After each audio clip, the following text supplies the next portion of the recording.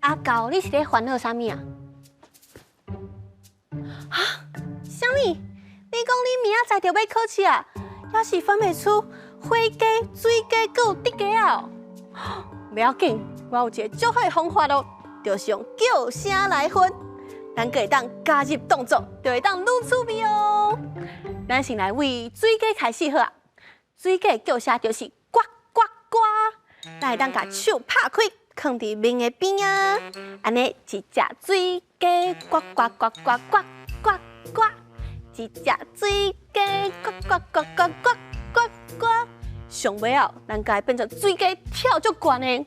我来看卖，倒一只水鸡会当跳上悬哦。一只水鸡呱呱呱呱呱呱呱！哇，阿狗足厉害，跳足悬的呢。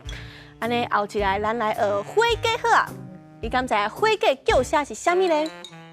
火鸡叫声就是咕噜咕噜咕噜咕噜咕噜。咱甲手变做10个，向前行2步。跳的时阵呢，手放伫胸坎头前，安尼说。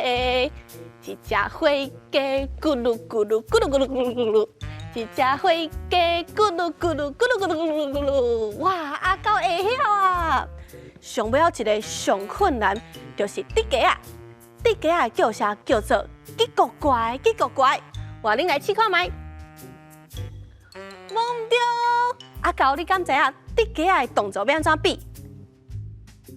哦，倒一个，摸唔对，咱甲手安尼连起来。边啊剁一个，头前嘛剁一个，就变做竹鸡啊！一只竹鸡啊，叽咕乖，叽咕乖，叽咕乖，叽咕乖，叽咕乖，一只竹鸡啊，叽咕乖，叽咕乖，叽咕乖。安尼阿狗你拢会晓呢，我要来考试哦。水鸡动作安怎比？呱呱呱！火鸡呢？咕噜咕噜咕噜咕噜咕噜咕噜。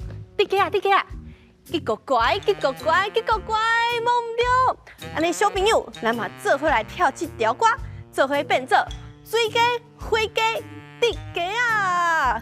叽咕乖，叽咕乖，叽咕乖，叽咕乖，叽咕乖，叽咕乖，叽咕乖，叽咕乖。